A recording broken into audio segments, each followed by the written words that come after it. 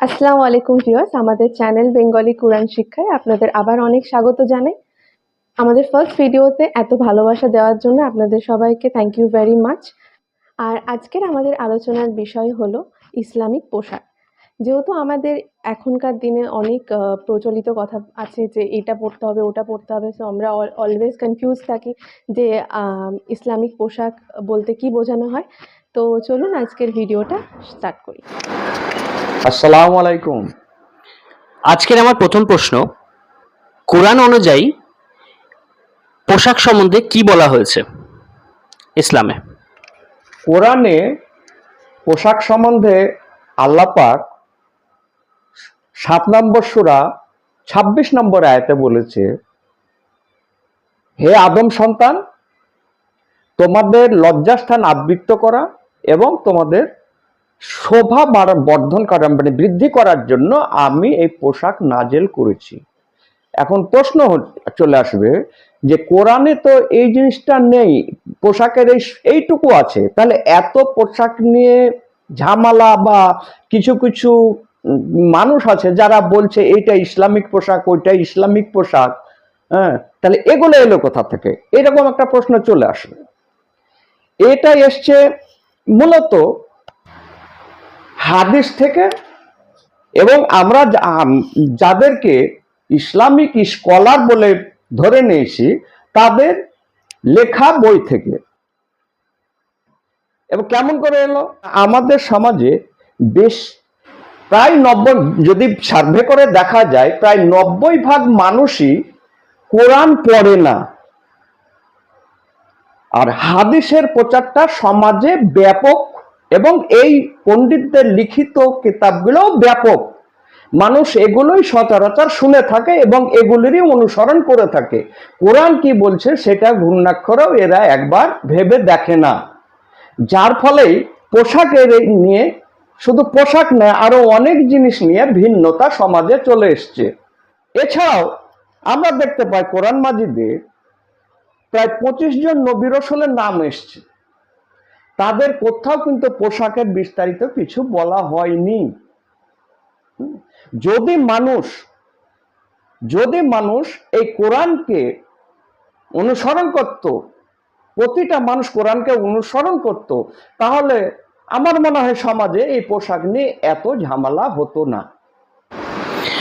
আমার দ্বিতীয় প্রশ্ন হলো, ছেলেদের পোশাক সম্বন্ধে কোরআনে কি বলা হয়?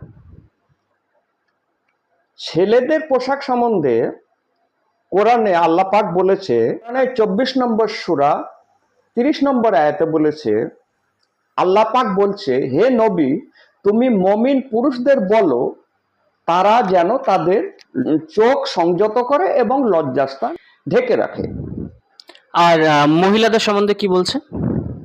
মহিলাদের সম্বন্ধে এই সূরারই 31 নম্বর আয়াতে বলছে, হে নবী, মুমিনা স্ত্রীদের বলো তারা যাতে তাদের চোখ সংযত রাখে, লজ্জাস্থান আবৃত করে এবং তাদের ওড়না দিয়ে বুক ঢেকে দেয়। আর কোনো আয়াতে উল্লেখ আছে? হ্যাঁ, কোরআনে 33 নম্বর সূরা 59 নম্বর আয়াতে আল্লাহ পাক বলছে, হে নবী, তোমার স্ত্রী, কন্যা এবং মুমিন মহিলাদের বলো তারা যাতে চাদর দিয়ে ঢেকে দেয়, এতে তাদের সম্ভ্রান্ত মনে হবে, কেউ তাদের উত্তক্ত করতে পারবে না। আর কিছু আছে না, এছাড়াও কোরআন মাজিদে বেশ কিছু সূরাতে বেশ কিছু কিছু মহিলা, যেমন মুসা আলাইহিস সালামের বোন আজিজের, মিশরের বাদশাহ আজিজের স্ত্রী ইউসুফ আলাইহিস সালামের, এতে অনেকগুলো মেয়ের আমরা মেয়ে সম্বন্ধে জানতে পারি, কিন্তু কোথাও তাদের বিশেষ ড্রেসের কোনো কথা বলা হয়নি, ড্রেসের কোনো কথাই বলা হয়নি। এগুলো মেনলি আবার আমাকে আসতে হচ্ছে সেই হাদিস এবং আমাদের সমাজে যে যাদেরকে আমরা পণ্ডিত বা ইসলামের কর্ণধার বলে ধরে নিই, এদের দ্বারা পরিচালিত পরিচালিত হয় এবং এদেরকে বেশিরভাগ মানে 100% মানুষই এদেরই অনুসরণ করে এবং এরা যা বলে সেটাকে এরা ইসলামিক বিধান হিসাবে ধরে নেয়। ফলে তারা যেটা বলছে মানুষ অক্ষর অক্ষরে সেটা পালন করছে, সেটা কোরআনে থাক আর না থাক। কোরআন মানুষ 100 ভাগের মধ্যে কেউ বুঝে পড়ার চেষ্টা করে না। আমার তৃতীয় প্রশ্ন হচ্ছে, তাহলে আমরা যে ড্রেসগুলো পরে থাকছি এই মুহূর্তে, প্যান্ট শার্ট বা সালোয়ার মেয়েরা পরে থাকছে, বা নর্মাল যেগুলো যেগুলো চোখের দৃষ্টিগত না, সেগুলো যদি পরে কোনো মুসলিম ছেলে পরে, তাহলে তা অতটা তার গুনাহ হবে না, বা সে না। কোনো অসুবিধা নেই তাতে? না, গুনাহ সেরকম হবে না, তবে পোশাকটা সাধারণত সুন্দর, মার্জিত এবং রুচি সম্পন্ন হলে কোনো অসুবিধা নেই, তাতে গুনাহ হবে না। মানে শালীনতা বজায় থাকে। স্বাধীনতা বজায় থাকবে। স্বাধীনতা বজায় থাকে। স্বাধীনতা বজায় থাকবে। আমার লাস্ট কোশ্চেন হচ্ছে, আমাদের ভিডিও যেভাবে আমরা তৈরি করছি সেটাতে অনেক কোশ্চেন আসতে পারে কি আমরা বোধহয় হাদিস মানছি না। আপনারা ভাবছেন যে আমি হাদিস মানি না।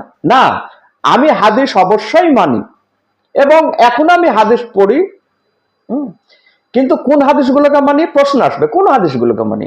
আমি যে হাদিসগুলো কোরআনের সঙ্গে মিলে যায় সেই হাদিসগুলোকে আমি মানি। যেমন একটা হাদিসে এসছে যে তোমরা সুশিক্ষার জন্য সুদূর চীন পর্যন্ত যাও। এই হাদিসের আপনি মিল দেখতে পাবেন কোরআনে 22 নম্বর সূরা 46 নম্বর আয়াতে, পুরোপুরি এই হাদিসের সঙ্গে মিলে যায়। এবার আমি আপনাদেরকে বলি যে হাদিসটা কোরআনের সঙ্গে মিলছে না। যেমন হাদিসে এসছে মুরতাদদের মেরে দাও। তাহলে মুরতাদ কথার অর্থ কি? মুরতাদ কথার অর্থ যে কোনো ব্যক্তি ঈমান আনলো এবং ঈমান ভঙ্গ করলো, অর্থাৎ ইসলাম গ্রহণ করলো এবং ইসলাম ত্যাগ করলো, এইটাকে বলা হয় মুরতাদ। কোরআনে কিন্তু আপনি এই মুরতাদকে মেরে দাও এই কথাটা পাবেন না। কোরআনে এসছে আপনার সূরা নিসার 4 নম্বর সূরা 137 নম্বর আয়াত। আল্লাহ পাক বলছেন কোন ব্যক্তি ঈমান আনলো এবং কুফরি করলো, আবার ঈমান আনলো, আবার কুফরি করলো এবং সে এই কুফরির পথে অগ্রসর হলো, অর্থাৎ শেষ জীবনটা সে কুফরিতেই কাটলো। এই ব্যক্তিকে আল্লাহ পাক বলেছেন যে আমি তাকে মাফ করব না বা তাকে সৎ পথ দেখাবো না। এবার দেখুন এই জাতীয় হাদিসগুলো যেটা কোরআনের সঙ্গে মিল হচ্ছে না, এই জাতীয় হাদিসগুলোকে আমি মানি না। আর এই জাতীয় হাদিসগুলোই আমার মনে হয় বেশিরভাগই মতভেদের সৃষ্টি করেছে মানুষের মধ্যে। আরেকটা জিনিস জানেন যে আমাদের সমাজে সবচাইতে বেশি পড়া হয় আমাদের পবিত্র কোরআন, কিন্তু সেটা কিভাবে পড়া হয়? সেটা হয় না বুঝে। বেশিরভাগ মানুষকে দেখবেন যে তারা কোরআন পড়ছে কিন্তু তার কিছুই বুঝে না। এরকম পড়াকে পড়া বলে না। আমি পড়ে যদি কিছুই বুঝলাম না, সেটাকে আপনি পড়লাম এ কথা কি করে বলবেন? যা হোক, আমার ধারণা যে আজকে মানুষ যদি এই আল্লাহ দেওয়া কোরআনটাকে পড়তো এবং বুঝে পড়তো, তাহলে মনে হয় সমাজে যতগুলো দলাদলি দেখা যাচ্ছে এগুলোর বোধহয় কিছু থাকতো না। মানুষ এই কোরআনকে বুঝে একটা জায়গায় একটা দলে আসার চেষ্টা করত। আপনাদের কাছে অনুরোধ, আপনারা যে যাই করেন তাতে কোনো আপত্তি নাই, কিন্তু আল্লাহ যে কোরআনটা আমাদের এই মানুষের কাছে পাঠিয়েছেন, এই কোরআনটাকে অন্তত একবার পুরোটা বুঝে পড়ার চেষ্টা করেন। ইনশাল্লাহ আপনারা বা আমরা সঠিক পথ এবং সঠিক জিনিসটাকে পেয়ে যাব। সো আশা করি আজকের ভিডিওটা আপনাদের ইনফরমেটিভ মনে হয়েছে। যদি আজকের ভিডিওটা আপনাদের ভালো লেগে থাকে তো please like, share and comment করতে ভুলবেন না। এবং আপনাদের যদি এই বিষয়ে কোনো রকম কোয়েশ্চেন থাকে সেটা আমাদের কমেন্ট বক্সে লিখে জানাবেন। Lastly, thank you for watching. আল্লাহ হাফেজ।